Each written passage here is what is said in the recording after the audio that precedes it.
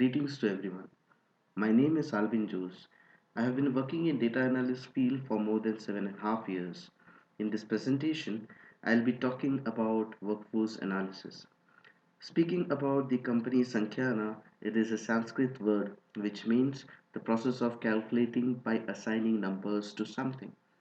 We see business scenarios as numbers and analyze them. With this analysis, we get meaningful insights, which helps to take data-driven decisions and make ourselves one step ahead of everyone.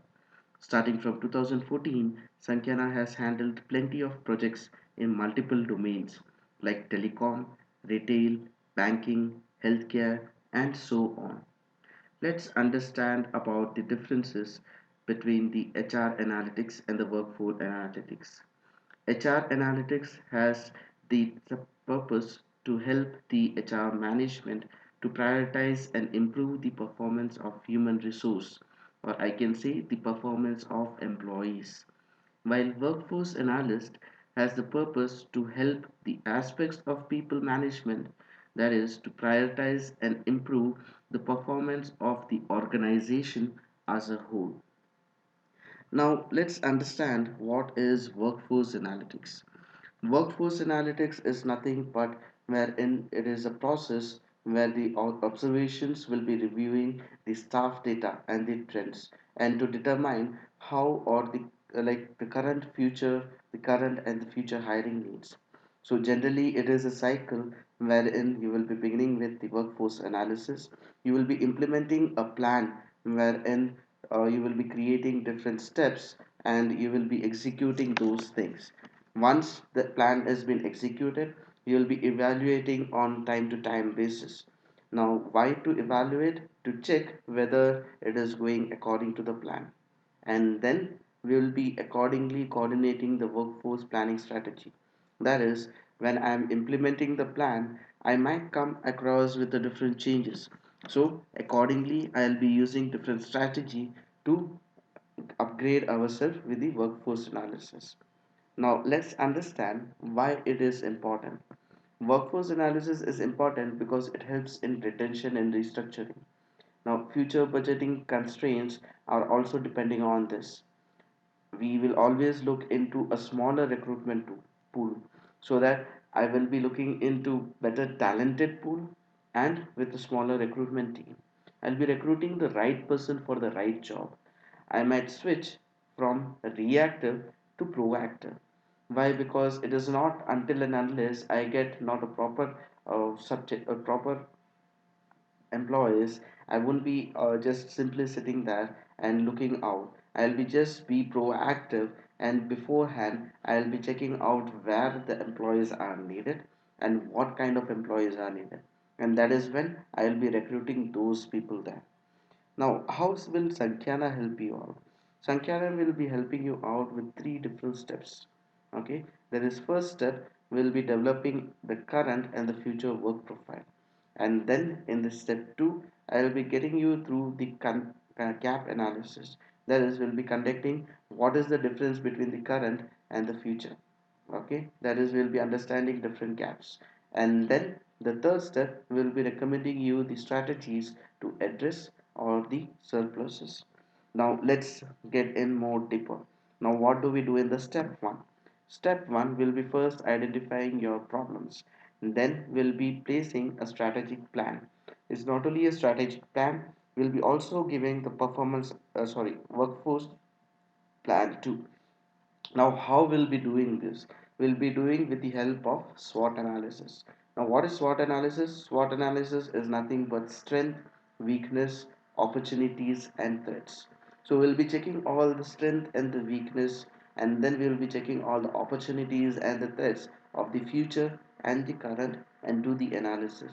Now, mainly we'll be going through the three different questions. That is, what did your workforce look like before? We'll be checking your previous workforce strategies which you have applied. We'll be checking how the workforce looked like. Then we'll be doing what will your workforce look like in the future. That is, we'll be trying to predict with the help of the previous data and how it will look like. And then we'll also look into the present scenario too. That is, What does your workforce look like now? Now, with these three different questions which I have asked, we'll be looking into the past, the present, and the future.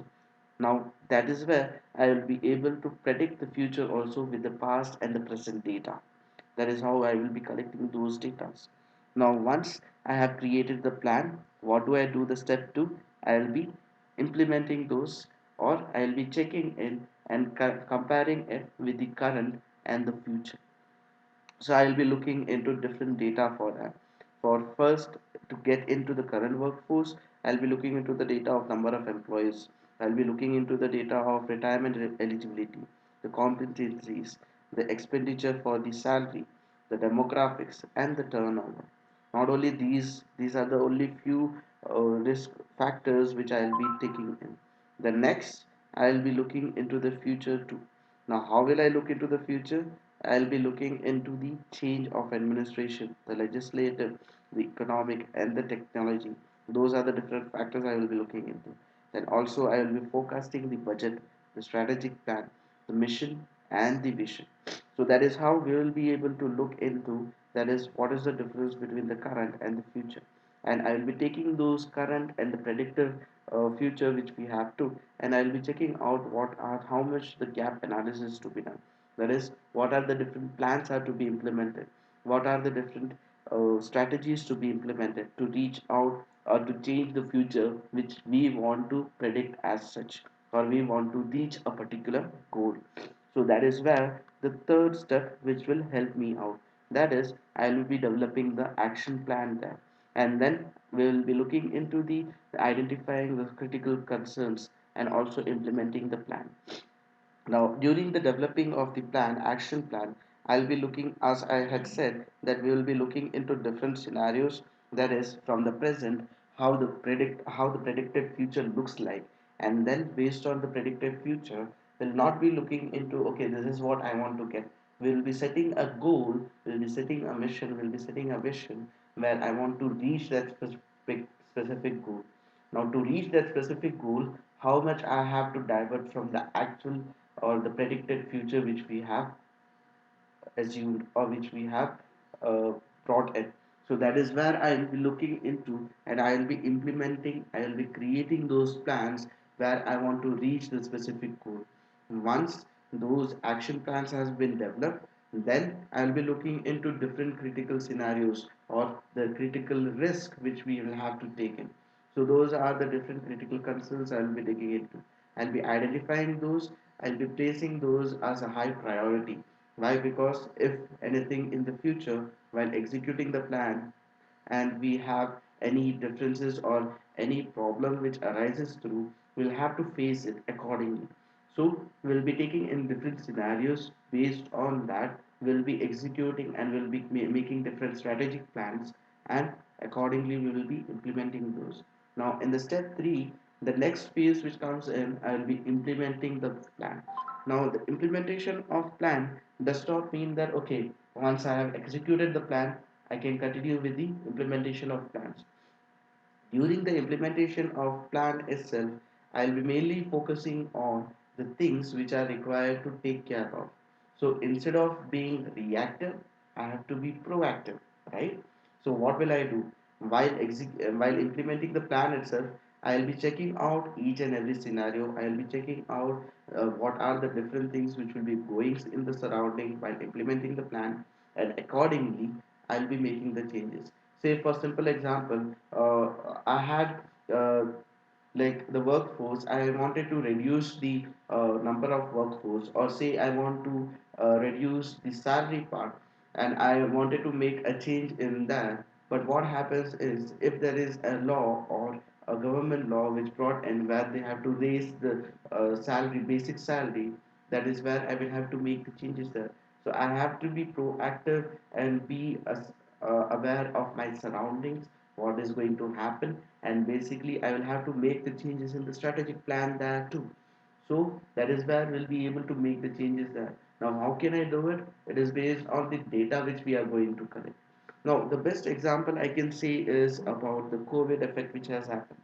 So COVID, it was an uncertain scenario where and it suddenly came in into the world, and it had affect plenty of manufacturing industries, not only manufacturing industries, in different industries too.